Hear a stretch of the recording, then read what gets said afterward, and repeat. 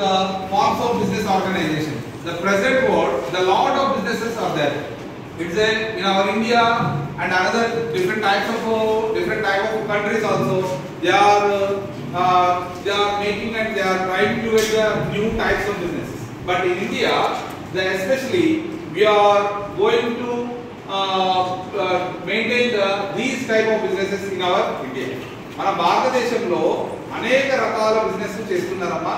ముఖ్యంగా మన భారతదేశంలో ఇలాంటి కొన్ని వ్యాపారాలని ఈ పేర్లతో చేస్తున్నాం అన్నమాట. అలాంటివి ఏమేమి అంటే సోల్ ప్రొప్రైటర్షిప్, దీనే సొంత వ్యాపార సంస్థ లేదా ఒక వ్యక్తి వ్యాపార సంస్థ అని కూడా అనేండి, ఏక వ్యక్తి వ్యాపార సంస్థ అని కూడా అనేండి.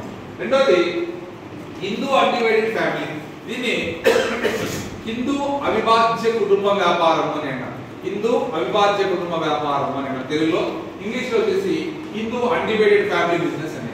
Next company business, next fourth partnership business, fifth one corporations and statutory bodies business, next cooperative societies. ఈ 6 రకాల వ్యాపారాలని మన భారతదేశంలో చేస్తున్నాం. మీకు బిజినెస్ ఆర్గనైజేషన్ లో దీనికి సంబంధించిన బిట్లు ఖచ్చితంగా మనకు 4-5 బిట్లన్నా ఎగ్జామినేషన్ పాయింట్ ఆఫ్ వ్యూలో ఉంటాయి. కాబట్టి first of all we have to go the sole proprietorship, సొంత వ్యాపారం. Sole proprietorship is a main importantly, it should be maintained one person doing of all activities which is to be related with the sales, related with the purchases and cleaning and maintenance and cash, like that. These are all the activities are to be done by only one person. That we will call as the sole proprietorship. అంటే ఏమేంటమ్మా, ఒక వ్యాపారస్తుడు ఒకే వ్యక్తి వ్యాపారాన్ని ప్రారంభించుకొని ఆ వ్యాపారంలో లాభాలు నష్టాలు అన్ని పనులను స్వతహాగా ఒకడే చేసుకుంటూ నిర్వహించినట్లయితే అలాంటి వ్యాపారాన్ని సొంత వ్యాపారము అని అంటాం అన్నమాట. సొంత వ్యాపారంలో లాభాలు అతనే తింటాడు, నష్టం వస్తే నష్టాలు అతనే చేస్తాడు, అన్ని పనులు అతనే చేసుకుంటాడు. మనం చూస్తున్న చిన్న చిన్న హోటల్స్ కావచ్చు, లేదంటే తుమ్ముడు బట్టల వ్యాపారం కావచ్చు, ఇలా రకరకాల చిన్న చిన్న వ్యాపారస్తులన్నీ కూడా సొంత వ్యాపారం కిందకే వస్తాయన్నమాట. దాన్ని సోల్ ప్రొప్రైటర్షిప్ అనేది. దీని యొక్క మెయిన్ అడ్వాంటేజెస్ ఏమి అంటే లాభం వచ్చినా నష్టం వచ్చినా అతడే భరిస్తాడు, అదొక ఫస్ట్ పాయింట్. ఈ చిన్న చిన్న వ్యాపారాలకి ఎటువంటి పర్మిషన్లు తీసుకోవాల్సిన అవసరం లేదు. కాబట్టి ఈజీగా వ్యాపారాన్ని ప్రారంభించవచ్చు, ఈజీగా వ్యాపారాన్ని క్లోజ్ కూడా చేయొచ్చు. చాతైనంత వరకు పని చేసుకోవచ్చు, చాత కాకపోతే క్లోజ్ చేసుకోవచ్చు. లాభం వచ్చినా వాడే తింటాడు, నష్టం వచ్చినా వాడే తింటాడు. ఈ అన్ని పనులని వాడే నిర్వహిస్తాడు, తక్కువ మూలధనంతో వ్యాపారాన్ని ప్రారంభించారు. ఇవన్నీ కూడా సోల్ ప్రొప్రైటర్షిప్ యొక్క లాభాలు. నెక్స్ట్ హిందూ అన్డివైడెడ్ ఫ్యామిలీ, మన భారతదేశంలో మాత్రమే ఇది ఉన్నాము ఈ బిజినెస్. హిందూ అన్డివైడెడ్ ఫ్యామిలీ పాతకాలంలో వ్యాపారాలు అనేటివన్నీ కూడా జనరల్ గా వైశ్యుల కుటుంబాలకు మాత్రమే ఉండేవి అన్నమాట. అలా వైశ్యుల కుటుంబాలకు ఉన్నప్పుడు మనకు స్వాతంత్రం వచ్చిన తర్వాత కూడా ఆ ఫ్యామిలీ వ్యాపారాన్ని, కుటుంబ వ్యాపారాన్ని కంటిన్యూ చేస్తూ ఉండేవాళ్ళు. కాబట్టి ఒక కుటుంబంలో ఉమ్మడి కుటుంబంలో అందరూ కలిసి చేసుకునే వ్యాపారాన్ని హిందూ అన్డివైడెడ్ ఫ్యామిలీ వ్యాపారం అని అంటాం అన్నమాట. దీంట్లో అన్నిటినీ మెయింటైన్ చేసేవారిని కర్త అని అంటాం. ఏమంటామమ్మా? కర్త అని అంటాం. అంటే వ్యాపారంలో అందరూ కుటుంబ సభ్యులందరూ కలిసి వ్యాపారాన్ని కావాల్సిన వస్తువులను ఉత్పత్తి చేసుకోవడం కావచ్చు, ఆ వస్తువులన్నిటిని అమ్మకాలు జరపడం కావచ్చు, అన్ని కొనుక్కోవడం కావచ్చు, అన్ని వ్యాపార వ్యవహారాలు అన్ని కూడా కుటుంబంలో అందరూ కలిసి చేసుకున్నట్లయితే అలాంటి వ్యాపారాలని హిందూ అన్డివైడెడ్ ఫ్యామిలీ వ్యాపారము అని అంటాం అన్నమాట.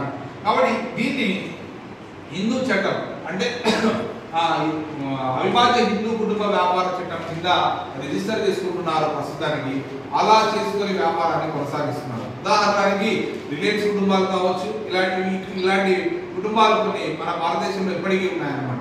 ఇలాంటి హిందూ ఫ్యామిలీస్ గా మెయింటైన్ చేస్తూ హిందూ అవిభాజ్య కుటుంబ వ్యాపారాలుగా కొనసాగించబడుతూ ఉంది.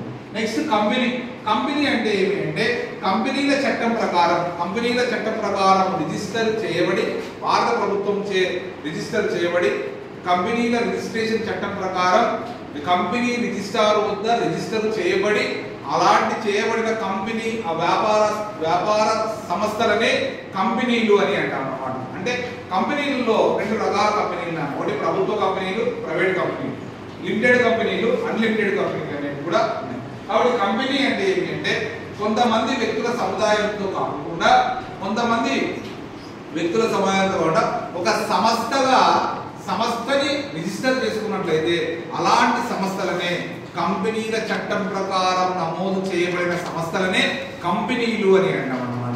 ఓకే, పాయింట్ అర్థమైంది కదమ్మా కంపెనీ అంటే. నెక్స్ట్ పార్ట్నర్షిప్, ఇది భాగస్వామ్య వ్యాపారం అని అంటాం. భాగస్వామ్య వ్యాపారము అంటే ఏంటంటే ద మోర్ దాన్ 2 మెంబర్స్, ఇద్దరు కంటే ఎక్కువ మంది కలిసి చేసుకునే వ్యాపారాన్ని. మామూలుగా చిన్న వ్యాపారాలు ఒకడే చేసుకోలేకపోవచ్చు, కాబట్టి వాడు నేను కలిపి వ్యాపారం చేసుకున్నట్లయితే దాన్ని పార్ట్నర్షిప్ బిజినెస్ అని అంటాం. ఇద్దరు కంటే ఎక్కువ మంది కలిసి చేసే వ్యాపారాన్ని పార్ట్నర్షిప్ భాగస్వామ్య వ్యాపారము అని అంటాం.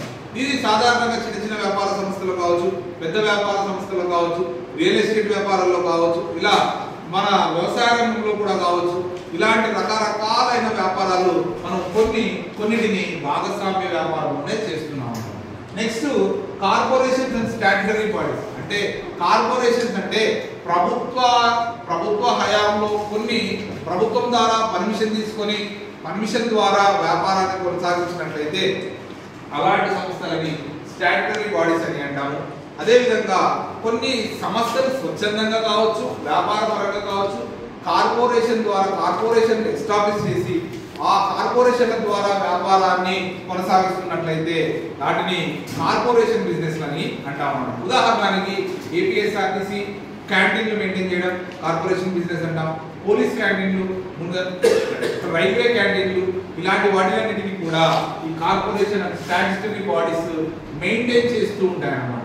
అంటే ఇప్పుడు ఫర్ ఎగ్జాంపుల్ మనము రైల్వే క్యాంటీన్లో కొన్ని వస్తువులను మాత్రమే, మిలిటరీ క్యాంటీన్ కొన్ని వస్తువులను మిలిటరీ వాళ్ళకు మాత్రమే ఇస్తారు, రైల్వే మాత్రమే అమ్ముతారు. అలాంటి వస్తువులకి వ్యాపారం చేస్తున్నట్లయితే దాన్ని కార్పొరేషన్ అండ్ స్టాట్యుటరీ బాడీస్ అంటారు. లాస్ట్ది కోఆపరేటివ్ సొసైటీ, సహకార సంఘాలు అని అంటాం.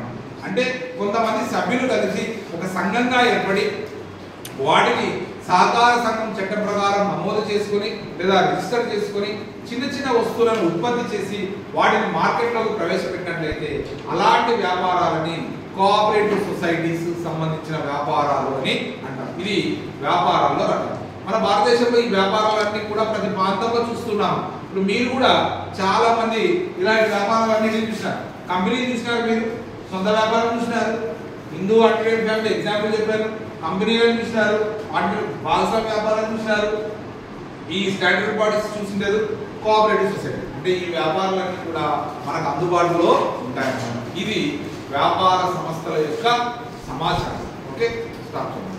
అర్థమైంది కదమ్మా.